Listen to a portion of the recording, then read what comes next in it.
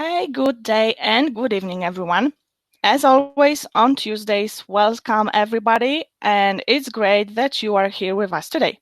I'm Sophie, and I'm your host today, and welcome to IVF webinars by Egg Donation Friends.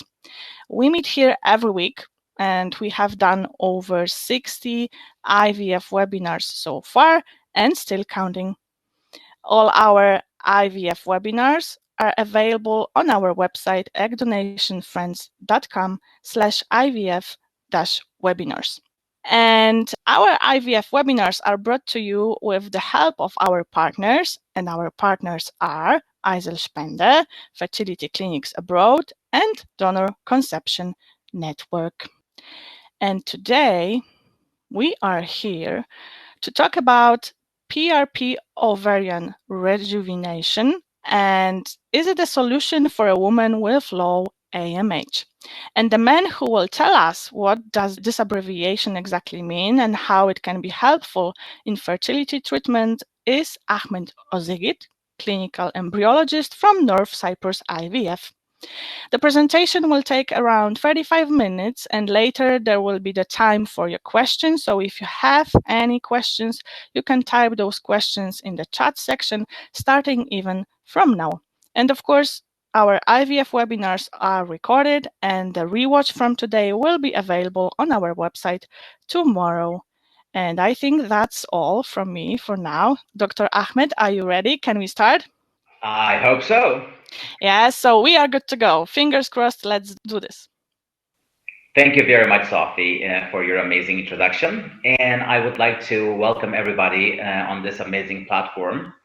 I do think that such interactive sessions do make a lot of difference compared to going on the website, trying to read information on the website and not having someone to talk to or asking questions, or just watching a video. I think when it's interactive, when you can ask questions and engage with the scientists on the other side of your computer, I think that's more helpful. So hopefully we'll have a very helpful session today. And I do want to talk about PRP for ovarian rejuvenation, but I do want to go ahead and introduce the topic a little bit and kind of rewind to why we're talking about PRP, why we're talking about ovarian rejuvenation, why do we need such treatment. So I would like to have a little bit of an introduction and then get started on the PRP.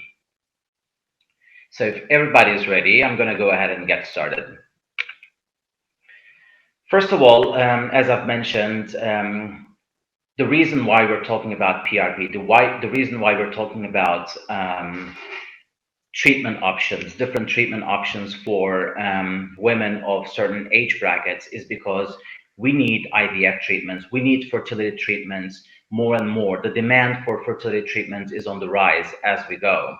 And the reason why we need better treatments is because we need them. We need these treatments around. And since there is a higher demand for these types of treatments, we need to be doing our best to improve the current treatments that we have and come up with better treatments that work for a more general clientele, if you will.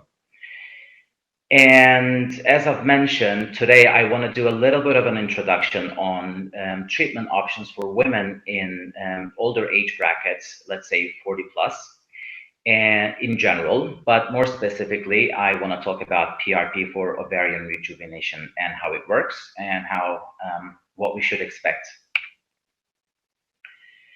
And I'm not going to talk too much about this. This is just an introduction of why we need more treatments, why we need better treatments, why we are orienting towards higher age brackets, because people nowadays, they do have an increased awareness.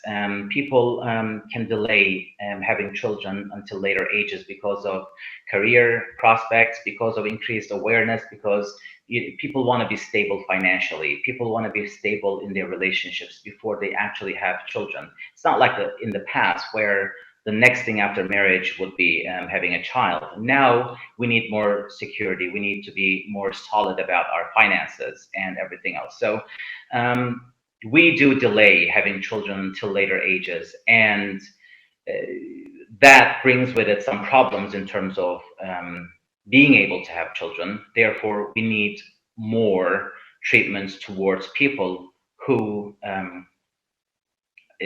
will need the assistance. And this is just a little bit of information about the age of marriage. You don't necessarily need to be married to have children, obviously, but this just gives you an idea of how much people are delaying getting married and possibly having children. This is from the United States Census Bureau. As you can see, back in the 1950s and 60s, the average age of marriage was about 21 for women, and now it's about 27. And we see something similar for the UK as well. In 1960s, 70s, the average age of marriage for women was about 22, 23. Now, in 2010, we see that this actually went up to around 30. So this does bring with it some fertility issues. And of course, hence the focus of treating women over 40. When I say women over 40, I don't necessarily mean women over 40. This is a loose term for generally both for women over 30 and for women with premature ovarian failure. Women with premature ovarian failure, they could be much younger. I've seen women in their 20s, I've seen women in their 30s with premature ovarian failure with very low AMH levels, with very high FSH levels, and practically no antral follicles. And there is also the natural age that plays a role. There is also naturally with age, we see a decline in ovarian reserves and ovarian function and activity. So we need a little bit of an assistance to help women get pregnant after a certain age, and also for women with premature ovarian failure. Some of the treatment modalities that we can offer are cytoplasmic IVF treatments. This is one of the new treatments that we do offer at our unit as well. Of course, the focus of this talk is not treatment modalities for women over 40, but this is just a brief, this is just to give you a brief idea of what kind of options there are. Cytoplasmic IVF treatment involves using the cytoplasm from the eggs of a young egg donor with the eggs of the intended parent, of the intended mother. The idea behind this is cytoplasm is this fluid which surrounds the egg, which surrounds the genetic material of the egg, and it hosts the egg. So it provides an environment for the genetic material of the oocytes of the eggs. So when you're using the cytoplasm from a young and healthy egg donor, you're essentially giving the genetic material of the intended mother a better chance of survival. So that is one treatment that is available. And then there is the more straightforward embryo banking option, which is essentially going through a couple of IVF treatments, couple of rounds of IVF treatments, and banking the embryos that result from these IVF treatments. And in the end, after a couple of rounds, you can either screen the embryos for genetic purposes with PGS. And this could be FISH, RACGH, next generation sequencing. There are different types of PGS options. And you can screen the embryos, you can identify the healthy ones for a successful embryo transfer. And usually one of the treatment modalities that is used as a last resort is using donor eggs, and or double donation where you use donor eggs plus donor sperm. Now, for today's talk, obviously we're talking about ovarian PRP and what it does and what you should expect from it. Now, before we actually talk about ovarian PRP, before we introduce PRP into the ovaries, let's introduce the PRP and what it is, and let's see what it does naturally in its natural environment and kind of relate to what it is expected to do when we introduce it into the ovaries. and how to introduce into the ovaries. We're going to talk all about these in a little bit. But before we do so, let's talk about PRP and what it is. There is a little picture on this slide that shows when you draw a blood sample from a person, it is separated into three little compartments: the red blood cells, the plasma that goes on the top, which does not have enough platelets, and then the plasma, which does have the platelets, sits in the middle of the two layers. So this is the portion of the blood sample that we're interested in. Of course, this is not just one manual step. There are several processes that helps us isolate the platelet-rich plasma from the blood and then put it through several procedures afterwards. Now, platelets are also known as thrombocytes. Maybe this is a word that you're more familiar with. And these are thrombocytes are a part of our blood involved in wound healing and tissue regeneration. And platelet-rich plasma, obviously, is the blood product where we see quite a lot of platelets. And just a little bit of information about what platelets do and how they are expected to act in our bodies. I know some of this can be very specific, some of this can be very technical, but I'm not going to go into the whole science, whole biochemistry behind this information.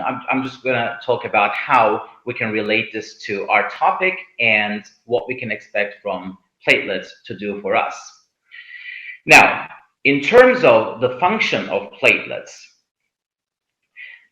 we know that platelets have a lot of growth factors, a lot of proteins in them.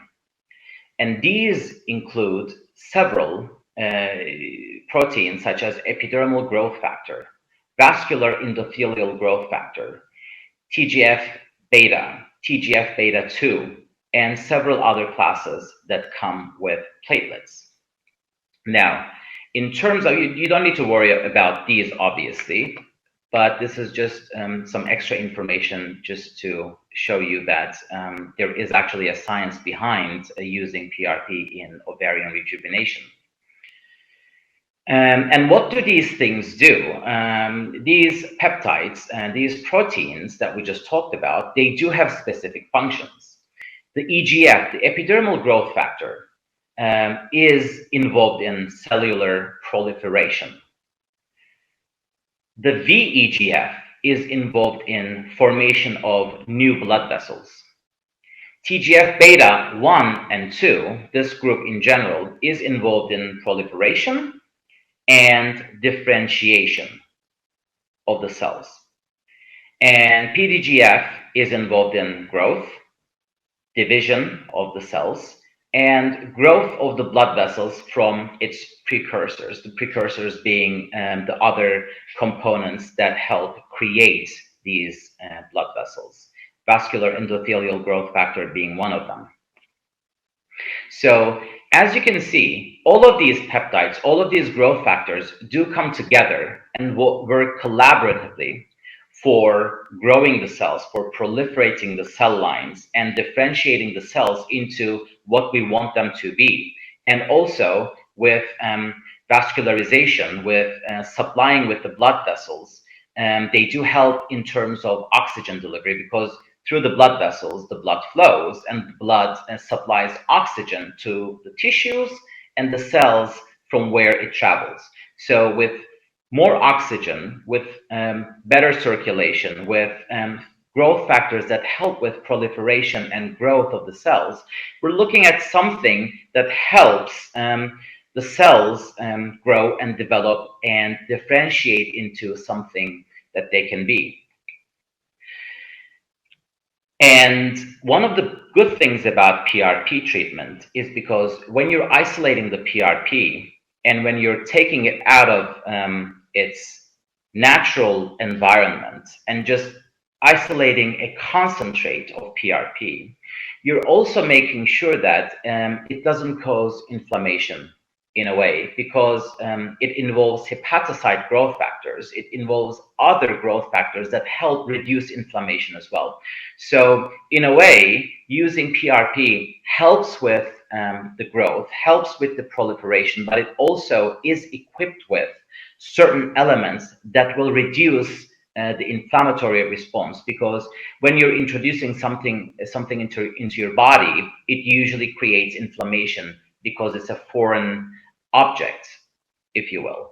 Now, in this case, you're introducing your own blood into your body, but it could still create inflammation. But since this is a concentrated plasma, concentrated platelet-rich plasma, it also contains certain elements that help reduce the inflammation as well. So it also helps make sure that it actually works for you.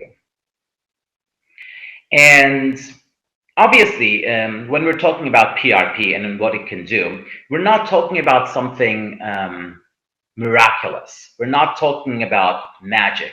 This is something that does take place in our bodies. This is something that does happen in our bodies on a daily basis. So when you cut your finger, when you bruise your leg, or when there is an injury, a sports injury, next thing you see is a bruise. Next thing you see is inflammation. Next thing you see is edema. So this is your blood, the components of your blood, including the platelets, that help create a response so that your body can heal itself. Now, this is the same principle. When you bruise, then you get a little bit of an inflammation. You get a little bit of an edema, because all of these factors in your body help, not just the stuff that it's in the platelets, also other things. Your white blood cells, also blood clots, your platelets, growth factors, other inflammatory processes do get into motion, and they do create this healing environment. So this is something that does take place. This is something that does happen in our bodies. Now, what we're doing is we're trying to isolate a part of this process that doesn't cause an inflammation, but all just focuses on getting the stem cells, getting the dormant stem cells in the ovaries to get activated and to go through folliculogenesis or oogenesis, which means oocyte development. And PRP currently is being used in a number of fields. This includes anti-aging and dermatological applications on the face and other parts of the body, or for hair regrowth. There are dental applications, soft tissue generation, and now endometrial and ovarian rejuvenation. And just a little bit of information about the endometrial aspect of PRP treatment as well. Ever since we first introduced PRP treatment, we started using both endometrial and ovarian PRP applications, because PRP is not just something that helps with ovarian rejuvenation. It is possibly something that can help with cellular proliferation, cellular growth in other parts of the body where you need them. And endometrium is one such part of the body, especially for women who've gone through IVF. Will know that before an embryo transfer, you expect your endometrium to be of certain thickness, usually around 9 millimeters or more. We want the endometrium to be thick enough so that it allows for a successful implantation of the embryo, because this is where the embryo will implant, and this is where the embryo will get its nutrients until other structures take over later on. So endometrium is a very important part of the pregnancy process. And in some cases, we have seen women who, during IVF cycles, whose endometriums will not get thick enough for a successful embryo transfer. Also, there are women who do get the desired thickness, but for some reason, they get negative IVF cycle outcomes, even though everything else seems to be fine. So one concern is about the receptivity of the endometrium and the health of the endometrial tissue. So what we do is we do inject a little bit of PRP into the endometrium, and this is done a few days before the embryo transfer, and we let it work, we let it help the cells proliferate and grow, and we do end up getting a thicker endometrium for the embryo transfer. Now, this is a routine procedure that we actually do for women in older age brackets, and for women who've gone through IVF cycles with a lot of negative outcomes, or women who cannot develop a thick enough endometrium. It does not cost a lot of money, so since it helps, it has simply become a routine part of our cycles. And it also, one of the benefits of PRP is that it helps the endometrium grow more, not grow, but increase its receptivity for progesterone. And progesterone is one hormone that helps keep and maintain the endometrial thickness. So the more progesterone receptivity you have, the better cycle outcomes you're going to have. So this is something also beneficial that we see from endometrial PRP. So let's, I think that's enough introduction for the PRP and everything else. Now we can focus on the main topic of today's discussion, which is ovarian PRP. So what I want to do is I want to talk to you about the procedure itself. I want to talk to you about the logic behind it and why we do it, where we do it, and how we do it, so that it puts everything in perspective. So one of the things that we knew, but we still know it's still valid, but it's becoming more and more questionable now with the new discoveries. One of the things that we always believed in was that women are born with a finite set of ovarian reserves, finite set of eggs, and these eggs start to decrease in number with every menstrual cycle.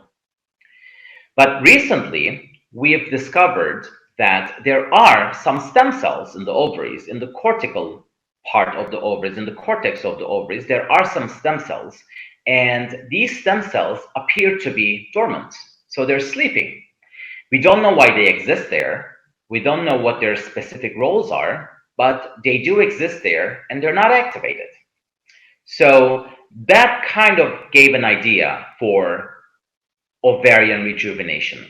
We do know that there are stem cells there. We do know that they're sleeping.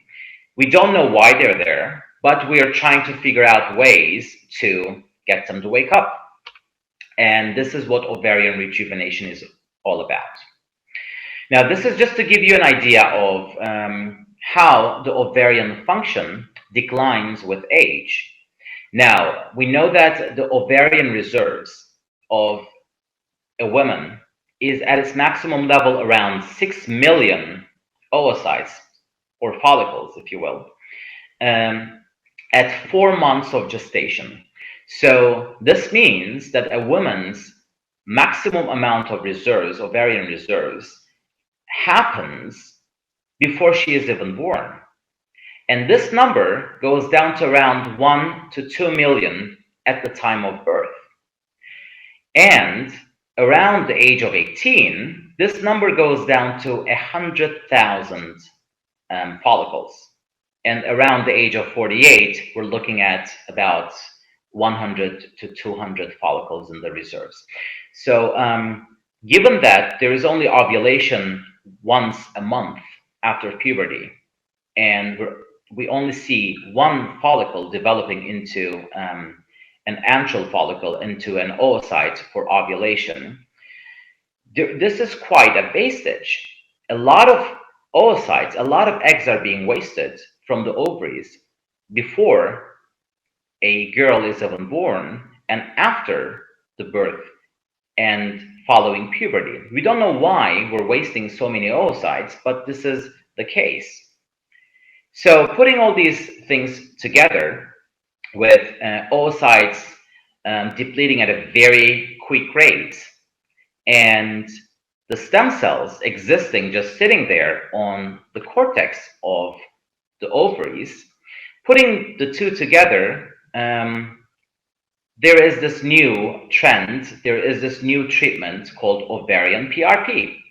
And the reason for this treatment, the rationale for this treatment is to wake up those dormant oocytes. So if we can activate these stem cells, if we can get these stem cells to wake up and proliferate and divide and differentiate into primordial follicles, and then into preantral follicles, and then into antral follicles, and then give us ovulation, then in a way we can put a stop on the biological clock, and this biological clock can no longer be an obstacle. So based on what we know about platelets, about the peptides involved, about the growth factors involved, and what their roles are, we can kind of predict what we expect from PRP. We can predict that we are expecting a better blood supply. We can predict that we are expecting cellular growth and differentiation. So these are the things that will help the stem cells to grow and differentiate into something that we want them to, and help women over 40 years of age or even after menopause to get folliculogenesis, oogenesis, oocyte development back, and be able to achieve pregnancy. Now this is a picture of an ovary, and on top of the picture, if you can see my mouse, the cursor here, this is the cortex, and in the cortex, this is where we observe the stem cells. So I'm showing you this because it is very important for the purpose of PRP treatment that we know exactly where these stem cells are, and we can direct our treatment towards these stem cells. So in terms of oogenesis, primary follicles going into oocytes, secondary, tertiary, and then ovulating. This is kind of the process that happens in the ovaries. But also, with our recent discoveries, we know that there are also other cells which are known as stem cells in the cortex of these ovaries. Now, again, in terms of PRP treatment, in terms of how we perform, when we perform, and where we perform the PRP treatment, there are several considerations. The method itself, the location where you inject the PRP, considering oogenesis, which means oocyte development, which means egg development, and the timing of the treatment, and what other supportive treatments you need to do aside from the PRP, because sometimes, not sometimes, always, when you do PRP injections, you cannot really let nature take its course. You need to supplement it with other things so that it can help the process. And we will talk about these in a little while. First of all, we need to consider the method. The method is very important because you want to be able to get a good isolate of the PRP. You want to be able to get a good concentration of the platelets.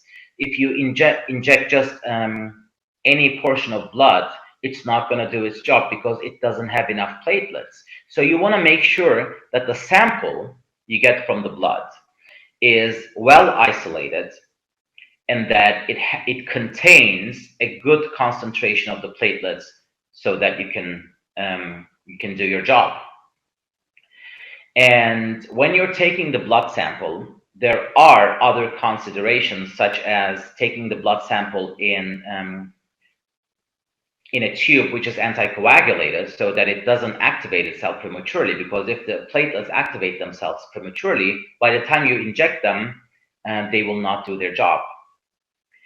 Your isolation protocol is very important. How you isolate the platelets is very important as well. There are several methods. I'm not going to go into them, obviously, but the way you isolate your platelets is very important in terms of the concentration and the correct timing of activation. Because when we're injecting PRP into the ovaries, we want them to be activated. We want the platelets to activate themselves and do their job, do what they're supposed to do, induce proliferation, induce cellular growth, induce differentiation. However, if the platelets aren't activated, then they're not good. They're not going to do their jobs.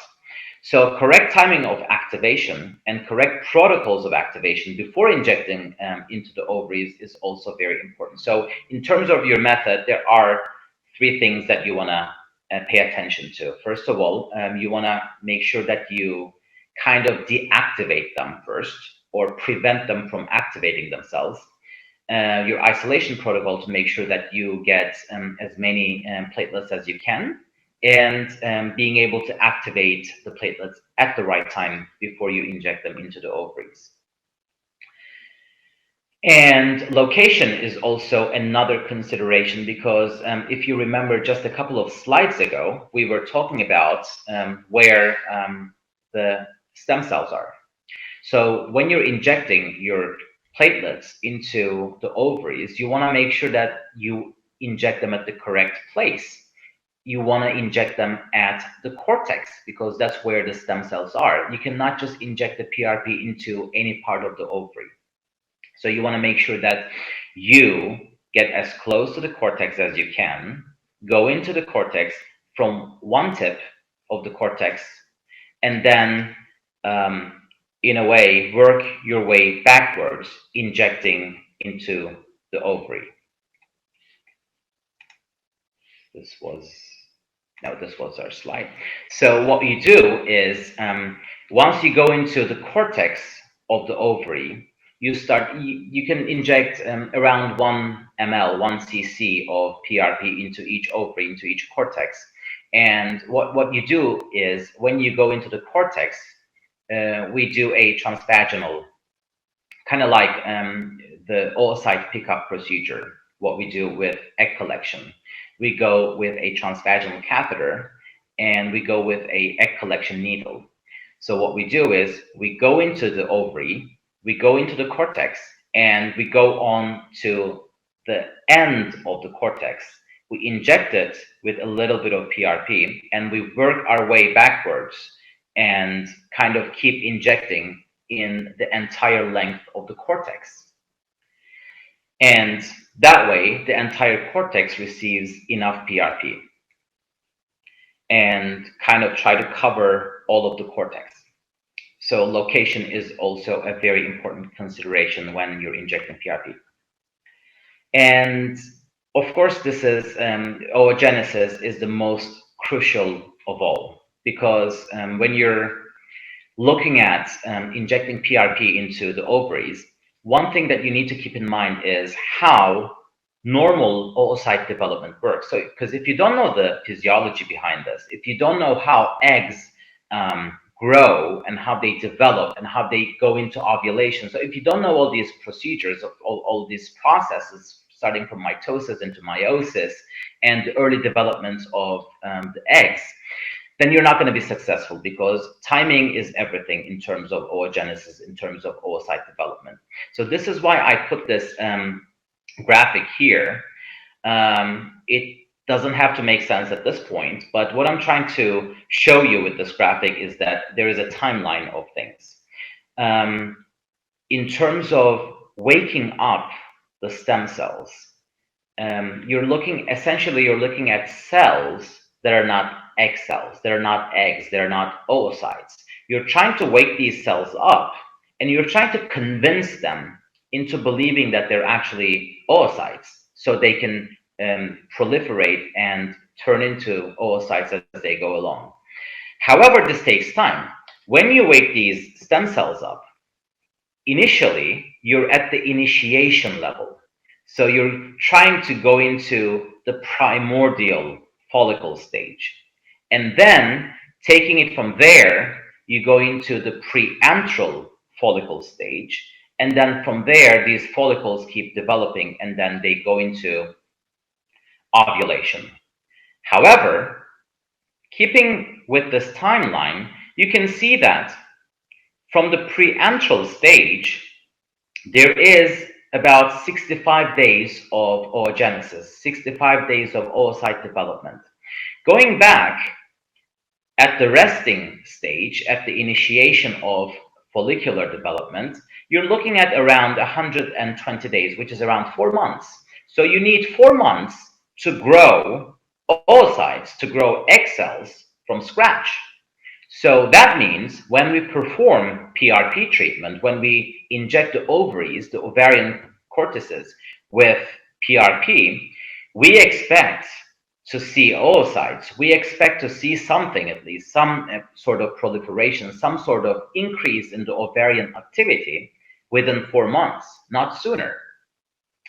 And that means that once you go through with PRP treatment, in about 4 months' time, we would expect you to do another hormone testing, do another ultrasound scan, and tell us exactly how different it is from the baseline scan and the baseline testing that you've performed. So usually at our IVF unit, most of our patients are from abroad.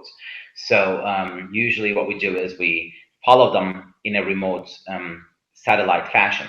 So what happens is, initially before ovarian rejuvenation, what we do is we ask for certain test results. We ask for an ultrasound scan. We want to assess the baseline of what we're dealing with. And then after the treatment, we want to reassess again in 4 months' time to see how things have changed.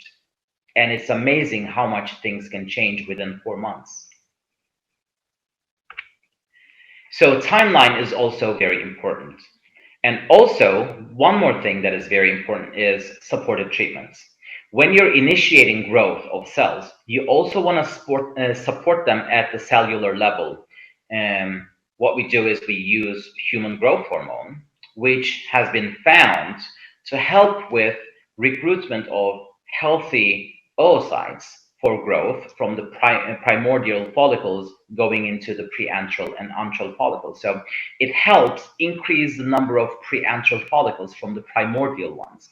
So even if you don't have enough preantral follicles in your ovaries, human growth hormone can, in a way, help recruit the primordial ones into preantral stage. So that is also another benefit besides the PRP treatment. But it also helps after the PRP treatment to help with the genetic integrity of the oocytes.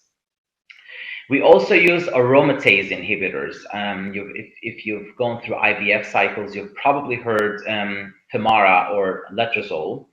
Aromatase inhibitors kind of inhibit conversion of androgens into estrogen. And when we usually use aromatase inhibitors is during the IVF cycle itself to kind of suppress the estrogen and block the negative feedback mechanism between the ovaries and the brain, and trick the brain into supplementing with more FSH and more LH so that the more follicles can be recruited during the IVF cycle.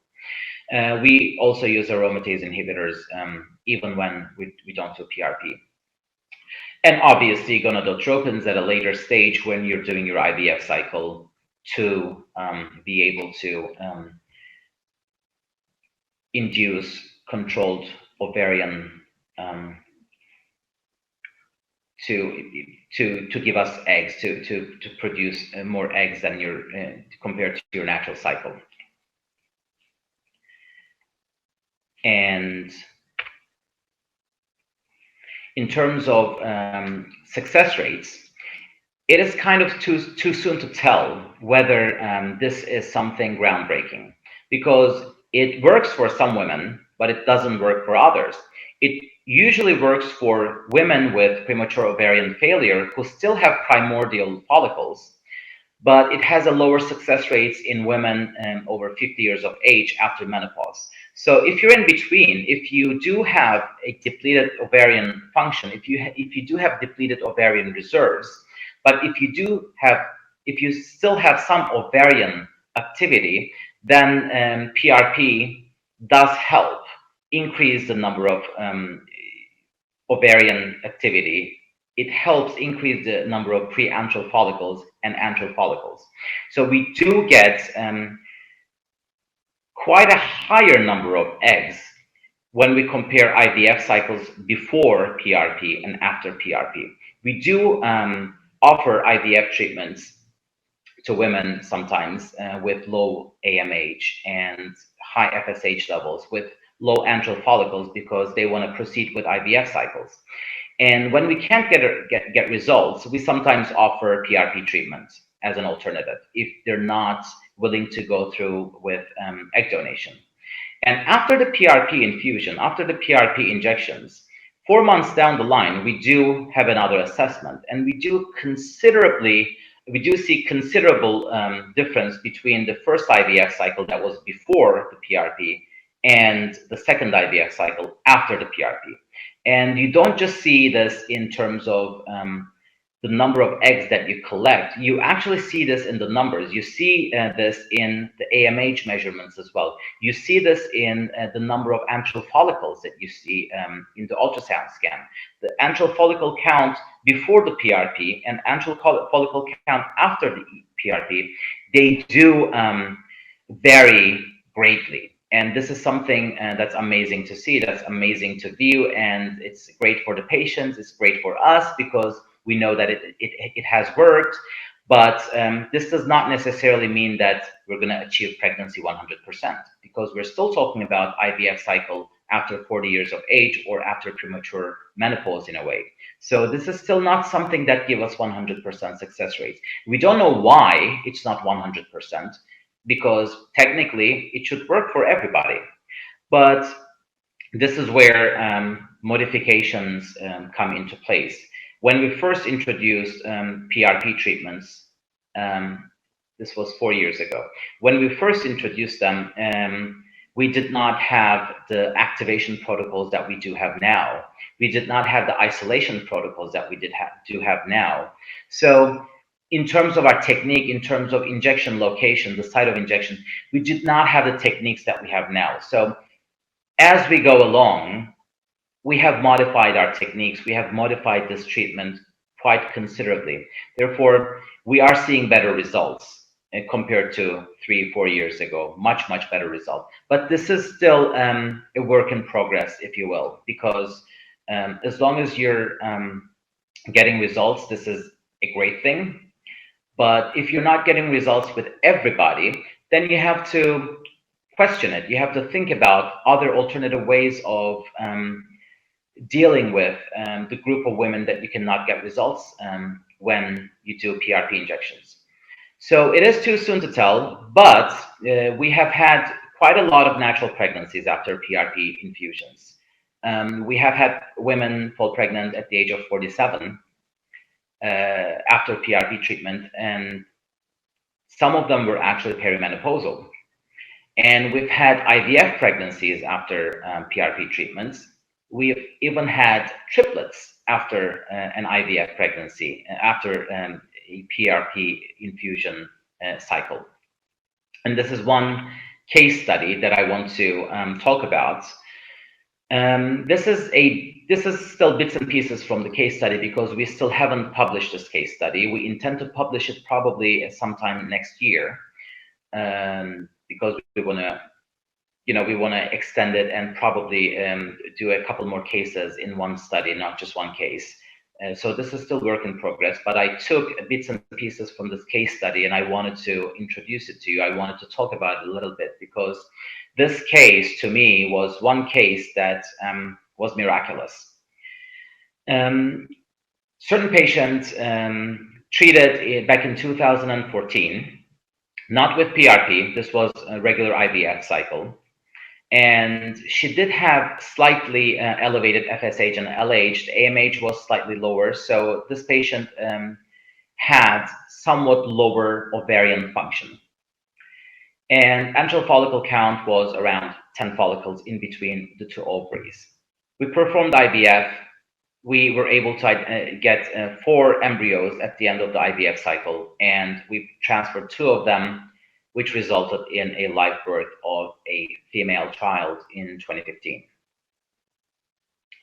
And then the same patient came back in 2018 to receive the 2 frozen embryos for a sibling project, but with the frozen embryos transferred, there was no pregnancy. So the patient wanted to proceed with IVF treatment. We did the baseline measurements again before the treatment, and we saw elevations in FSH and LH and a reduction in AMH. The antral follicle count was down to 4 from 10, which was what it was 4 years ago. We were able to collect 2 oocytes after the IVF cycle, 1 embryo, which was arrested on day 2. So there was no embryo transfer because we did not have anything to transfer. So we performed ovarian PRP in 2018, and we injected, this is our standard protocol now, 1 cc, 1 ml of PRP into each cortex, followed by human growth hormone supplementation for 6 weeks. And after the 4-month period, or actually this was 2 months because the patient was younger, so she did have primordial follicles, so we didn't wait for 4 months, we only waited for 2 months with this patient. The AMH was 0.298, which was higher than the baseline that was measured a few months back. The antral follicle count went from 4 to 7, which almost doubled in just a few months after the PRP infusion. Went through with IVF, collected 4 oocytes, which is 2 more than the previous one. We were able to get 3 embryos. Now it's at our IVF unit, we can legally transfer up to 3 embryos. And this particular patient asked for 3 embryo transfer because she received 2 embryos previously in the previous IVF cycle, which failed.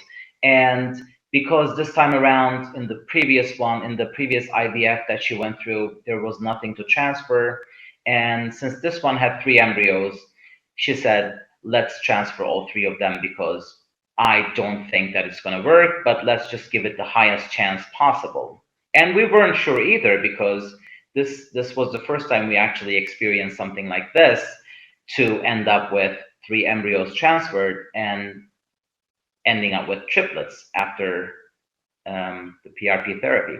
So this was a little extreme of a case because with the other cases that we've seen, we do get pregnancies, usually singletons. We do get good quality oocytes, and we do get good quality embryos, but usually we have about 1 or 2 embryos to transfer at the end of the procedure, because this is still not a magical process. This is not a magical procedure. So we are able to get some embryos, but I've never seen us getting more than 5-6 embryos after a PRP treatment.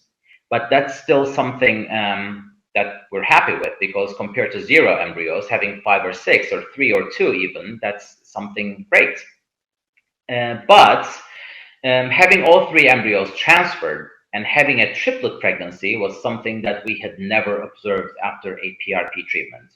And we had a live birth a couple of months ago. All 3 children are very healthy, and we have a very happy family. So this is what we wanted. Maybe not triplets. I don't know how they're gonna handle the the triplets afterwards, but they do have children and they're happy. So this is a job well done, I think, in terms of being able to stimulate the ovaries, in terms of being able to get the dormant stem cells to give us oocytes to work with, and then be able to get embryos from these stem cells and be able to transfer them and get a pregnancy. So I think that was something we did well. And one thing not to forget is with any treatment that we do, we need to keep in mind that we're trying to mimic the natural physiological events. So we're not doing something artificial per se.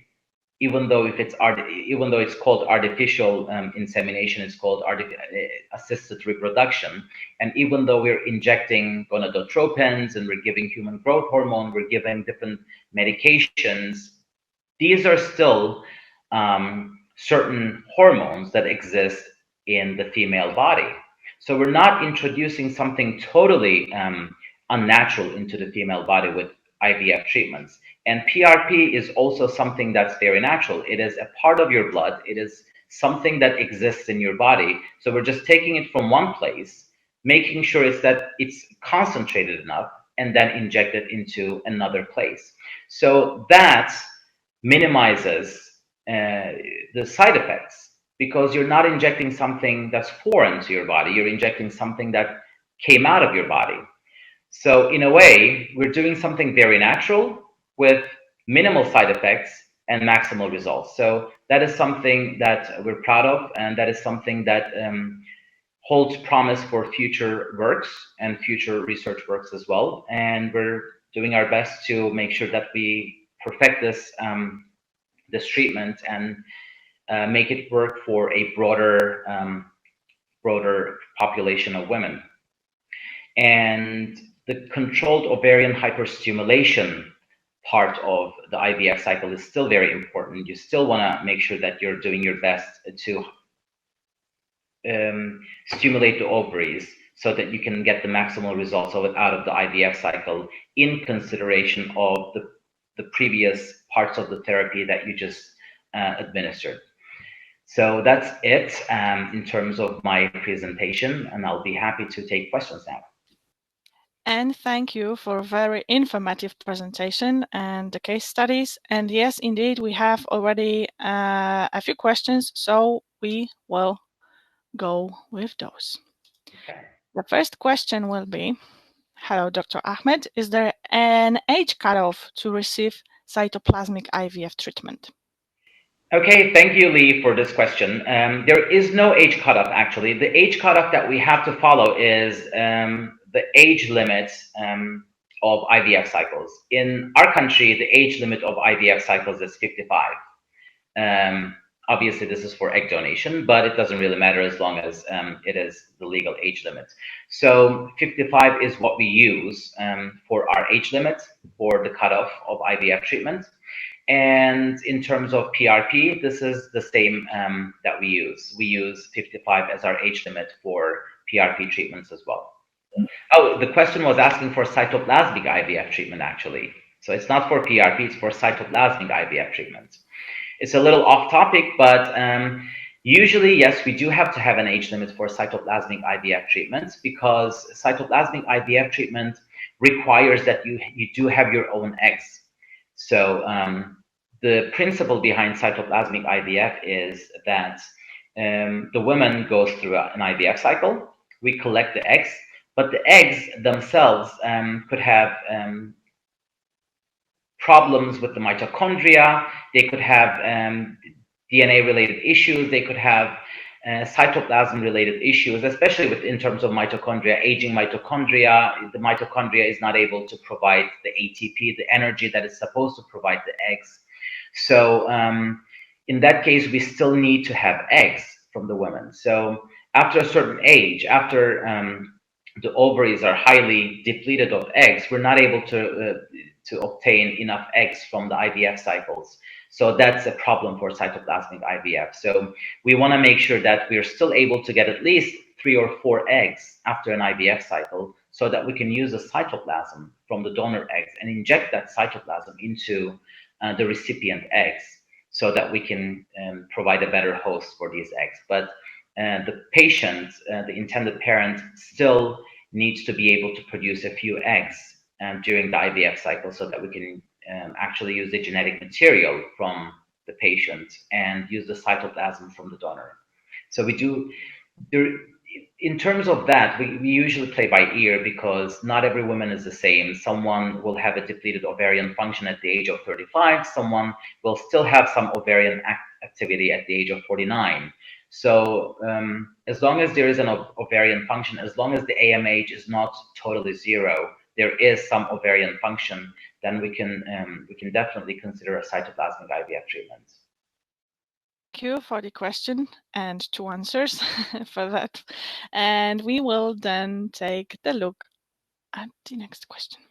For how long have you been performing PRP at your clinic? Does it work on every single woman the first time around, or it has to be repeated sometimes? That's a very good question. We have been performing PRP for around 4 years now, and it does not work for every woman on the first go. Sometimes a second attempt is done, and we've had women where we did not receive results even after the second attempt. So it's not all rainbows and unicorns. In some women, we do get results after the first attempt. And if you do it correctly, if you do your protocol correctly, you do the PRP infusion, you follow up with the HGH, you do a proper protocol for the IVF cycle, then you do definitely see a difference. So if the question is asking for success of PRP in terms of an improvement in AMH or improvement in antral follicle count, then yes, we do see an increase in AMH or antral follicle count after the first cycle, after the first injection of PRP. But that does not necessarily translate into a positive pregnancy, if that's what the question is asking. So in terms of success of the PRP injection, yes, it is. I would say 80% of the time it is successful in terms of increasing the antral follicle count, in terms of improving the AMH. Not with FSH or LH, because these are very late to respond. So we don't measure FSH usually most of the time anymore, because it's not very indicative. So we measure AMH and we measure the antral follicle count before proceeding with the IVF cycle. After we perform the PRP, that's after the 4-month period. So in terms of success of PRP, yes, we do it around 80% of the time. We do see improvements. In most women who have stopped having menstrual cycles, we do see the cycles coming back. So that's also something that we do observe. But sometimes we do not get a positive pregnancy after the IVF cycle that follows the PRP. So sometimes we may need to do a second cycle of PRP and get success with that. Or even with that, we may not be able to get success. So it's very case-based, I would like to say. And thank you for the detailed answer. And speaking of antral follicle counts, we have a question. Hi, can you do a PRP ovarian rejuvenation for someone with 0 antral follicle counts? Yes, we can. Zero antral follicle count is essentially, antral follicle count is the pre-antral follicles that you can see in the ultrasound. So if you don't see something, that either means that you have nothing, or you do have some primordial follicles, because the primordial follicles you cannot see in an ultrasound scan. So even if you don't see anything, even if the AMH is very close to 0, you can still proceed with PRP. You can still inject the PRP and get the primordial follicles to grow and get the stem cells to activate themselves and grow into primordial follicles. So in that case, the previous case that I introduced was a slightly younger woman with premature ovarian failure. In this case, if we're talking about 0 AFC, if we're talking about an older woman, if we're talking about someone who's entered menopause or who's almost menopausal, then we would definitely wait for 4 months after the PRP infusion. Do the PRP in both ovaries, and then use human growth hormone for a slightly longer period of time. So the protocols are adjusted based on age, based on AMH levels, based on AFCs, based on what we expect, how we expect the patient to respond to treatment. So we do modify our protocols slightly. So 6 weeks of human growth hormone was used in the previous patient, but in this case, with 0 AFC, I would expect a higher length of time for oogenesis, for oocyte development to take place, because we're not looking at any preantral follicles. We're looking at primordial only, and we're looking at stem cells only. So they will take a higher amount of time to grow and develop into the preantral and antral follicles. So for this specific question, I would say yes, PRP, and the PRP should be followed by a higher length of human growth hormone usage, and then retest after 4 months. And I would expect to actually see something after 4 months. And thank you for the question and the answer as well. We will now take a look at the question which was actually repeated. So, are there any side effects? And it's only natural to ask about the side effects. We have not had any patient with side effects so far. So technically, yes, you could have side effects. Technically, these would be a little bit of inflammation. Technically, you could see a little bit of bleeding. That's not really a menstrual bleeding, but just some bleeding that doesn't really belong, and possibly some cramps and a little bit of pain you could experience. But we have not really had a single patient complain about any side effects, because essentially what you're doing is you're injecting a part of a very, very tiny part of their blood. Keep in mind, this is just 1 ml. This is 1 cc of PRP. So it's a tiny amount of your own blood injected into your ovaries. So if this was significant amount of blood, if this was significant amount of fluid injected into the ovaries, then you would expect some sort of a side effect. You would expect some sort of an inflammation, but this is not large enough to induce any side effects, really.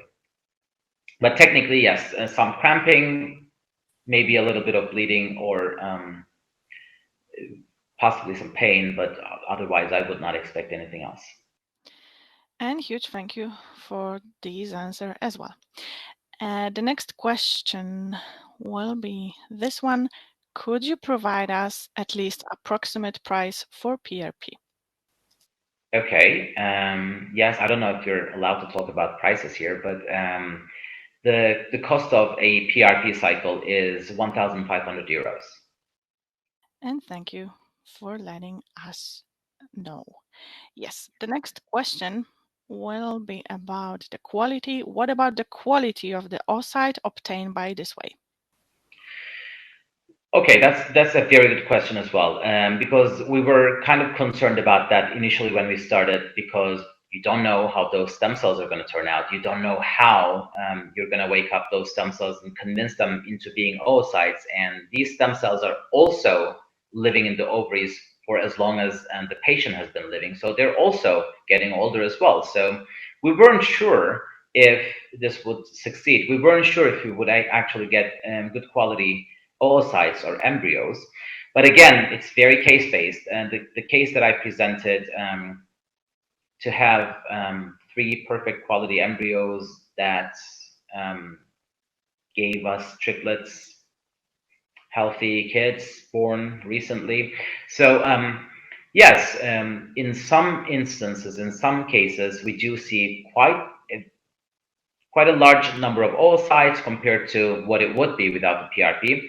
And we do observe that the quality of the oocytes are good enough to give us embryos. They're good enough to go into the cleavage stage, or they're good enough to go into the blastocyst stage, and that's how we grade them. Because otherwise, we don't really run any tests on the oocytes themselves. So it's based on the appearance, it's based on the physiology and the morphology of the oocyte. So it's either graded as a germinal vesicle, or an M1 grade or an M2 grade oocyte. M2 grade oocyte is what we would like to see. And most of the time we are able to get M2 grade oocytes. So in terms of being able to visualize the oocytes under the microscope, they look perfect. They fertilize, and they do give us embryos that go into the cleavage stage, that go into the blastocyst stage. So to answer this question, yes, we do see good quality oocytes that are able to give us embryos. Thank you for the question, and Dr. Ahmed for explaining this matter to us as well. We have some questions to go, but this will be also a final call for questions. So if anybody waits with asking the question, please type the question in the chat section starting from now. Okay, we will take the next one. Ovarian rejuvenation therapy with platelets-rich plasma, US Food and Drug Administration approved. Yes, I am not sure about the FDA actually. I'm not sure about whether FDA needs to approve this or not, because essentially you're not doing anything that comes unnaturally. This is a part of your blood as much as for example, when you're injecting PRP into your skin for dermatological applications. PRP can be applied into your skin, into the cheekbones, into the lips. So there are a lot of applications of PRP in cosmetics. There are a lot of applications of PRP in orthopedics and in terms of follicular growth. So I am not sure if they do need the approval of FDA. So I would need to look into that. So anything I say would probably be wrong. But if it needs the approval, it is probably approved, because this is something that's being performed in the US as well. And there is one specific clinic in New York which is performing PRP injections. And they have been offering it for as long as we have, about 4 years. So if it's not FDA approved, or if it requires FDA approval, but it's not, then I don't see they would be able to perform this. So if it requires approval, then it is probably approved so that the centers in the US are able to offer this. And of course, thank you for the question and the answer as well. The next question which we have is this one. Since I was a bit late to join this presentation, how many treatments did you do so far? Oh God, okay. On average, we do about 5 or 6 treatments a month, I would say. So probably about, I don't know, 350, 400. Okay, so how many years this therapy is used, can I ask? About 4 years, a little longer than 4 years actually. And on average, 5 or 6 treatments we perform each month, and then we follow up with them after 4 months. And then some women, they do get a pregnancy naturally, so they don't need the IVF.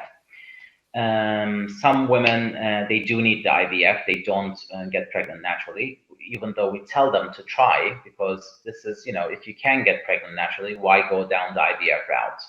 So we tell patients to try naturally. And if they do get pregnant, perfect, they don't need the IVF. If they don't get pregnant, then we do the tests, and then we prepare them for the IVF cycle.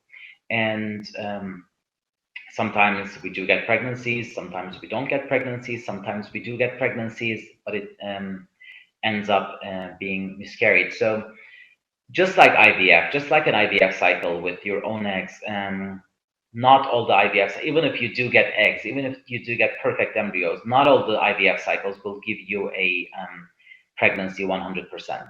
So this is kind of like that. We are able to get eggs, we are able to get embryos, but not all the cycles result in a positive pregnancy, unfortunately. So I would say that this is very much like what you would expect in an IVF cycle. Yes, and thank you for this answer as well. The next question will be this one. Since PRP injection implies potential to activate stem cells present on cortex, and stem cells have the potential to develop technically into any kind of cell, how do you guide the stem cell differentiation precisely toward primordial follicles only? Okay.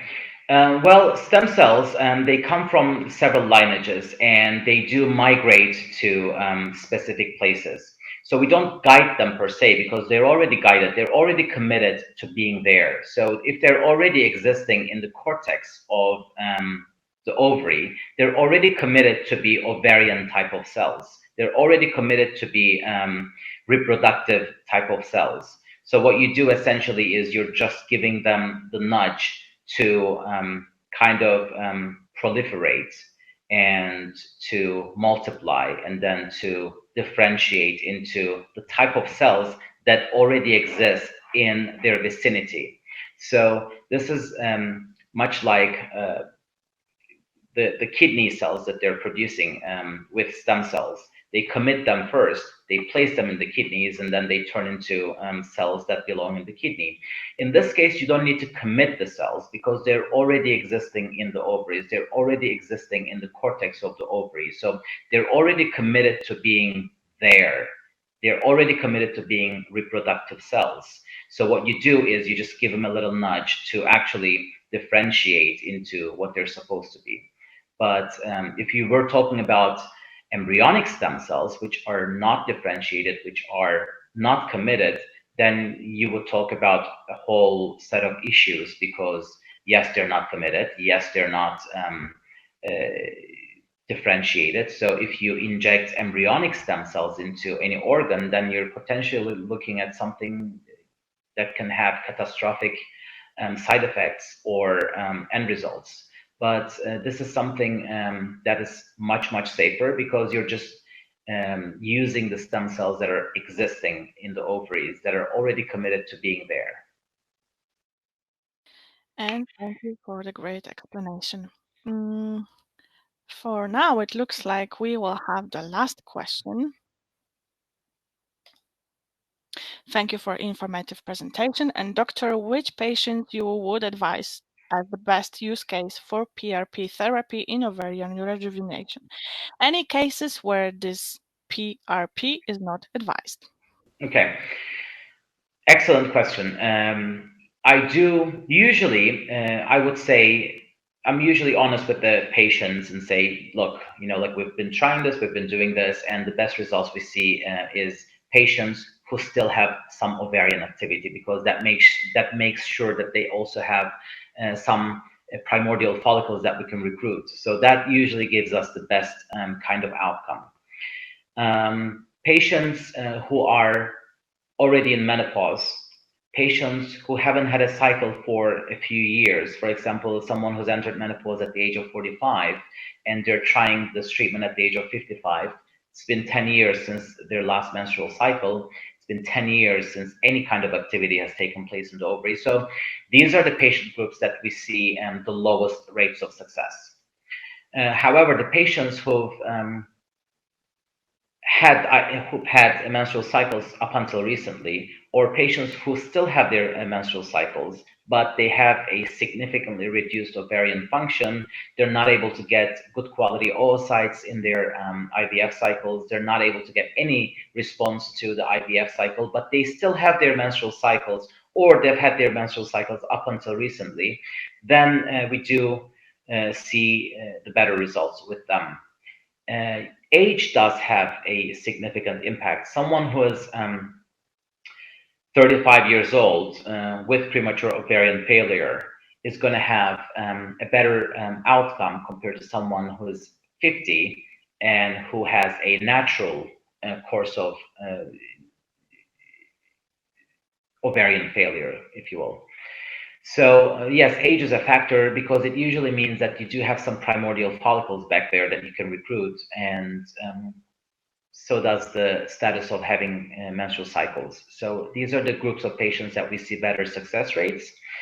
Patients that we do not advise PRP is usually it is considered to be very safe for everybody. Technically, it should not do something that it's not supposed to do. However, if there is a history of ovarian cancer, then we do not advise PRP because it's uncharted territory for us as well, and we do not want to take any risks. So if there is any history of ovarian cancer or reproductive cancers in general, then we usually do not advise PRP treatments. Thank you for the question and the answer as well. And I said this will be the last one, right? But we still have one question or even two questions to go. Fire away. We take it? Yes, thank you. Okay. So the next question will be, in this case, this one. Why is this treatment still not popular in any European clinics? I think it is. I wouldn't say it's popular, maybe, but I know that it is being done in Turkey, it is being done in Greece, and it is being done in the US.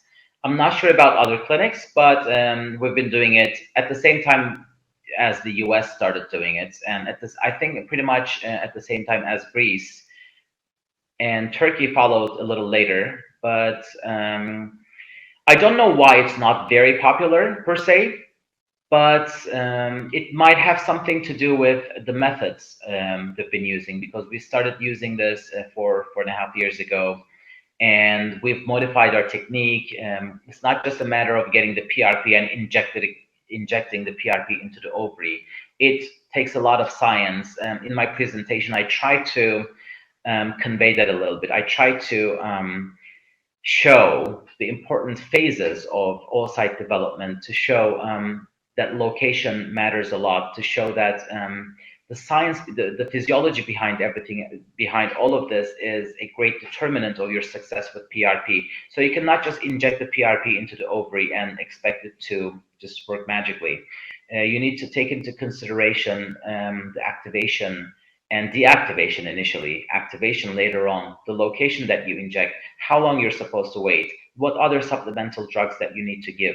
So these are the main consideration that you need to take into account. And I think that might have something to do with that, because when we first started doing this, when we first started offering this, we were not as successful either.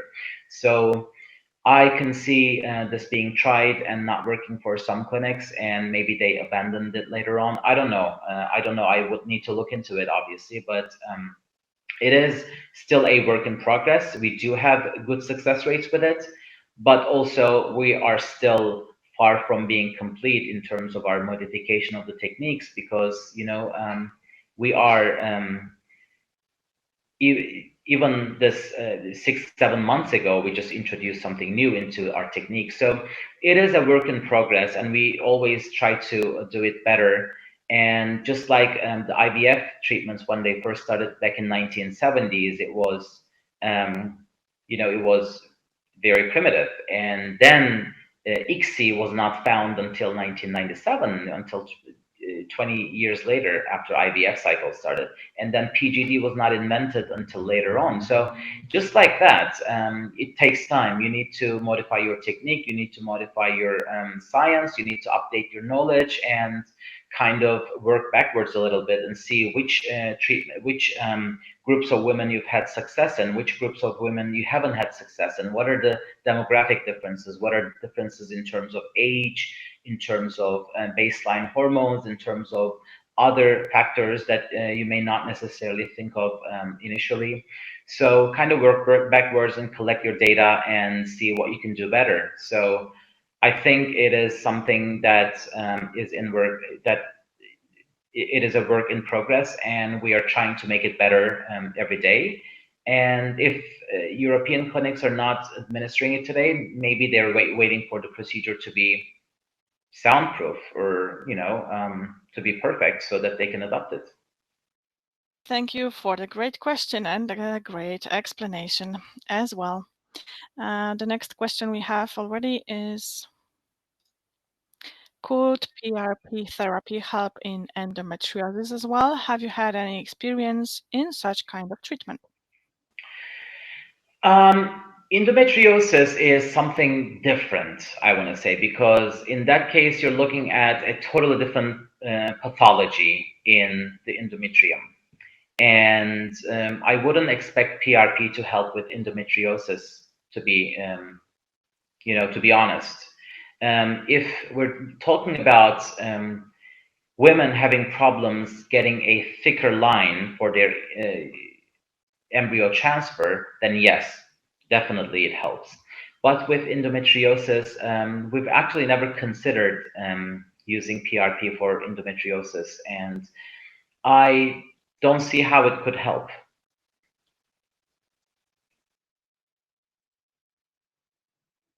And thank you for this answer to this question, which I believe will be the last one, although somebody is typing, but this will be probably the shout out. Yes, thank you very much. Thank you. Thank you. I will show you more. Thank you very much for one of the best webinars we've ever had here. Yes, Oh, thank very you. interesting Very and nice informative audience. and superb presentation. And thank you. Yes, as well, we have the question about the contact to the doctor. I believe that I put my contact details on the presentation, the first page and the last page of the presentation. So if the video is going to be available, I think you should be able to find the contact details. Of course, and if you need any assistance, you can throw me an email. So if you need this specific information from me, you can write me an email and I will be giving you the details directly. So we have more shout outs here. Thank you, Carol. Yes, exactly. Frank, can you place your question one more time? If I missed it, it's possible I could missed it because we have many questions. So if you can put it again in the chat section, I will display it. Oh, okay. Okay. So I will just let you know, but the information is this. Don't worry, it's between me and Doctor. Okay. All right. I will not interfere with that. Anyway, okay. Thank you for today, and thank you everybody for being with us this evening, and thank you for your time, especially you, Dr. Ahmed, for the presentation, which was very informative and helpful, I believe, and for all the great questions you have asked, and of course, for your answers. The recording from today will be available on our website, and as well you will find everything up to date following us on our social media channels. So feel free to do that. YouTube, this is the place where we upload all our IVF webinars, so you can be sure that after subscribing you will be always up to date.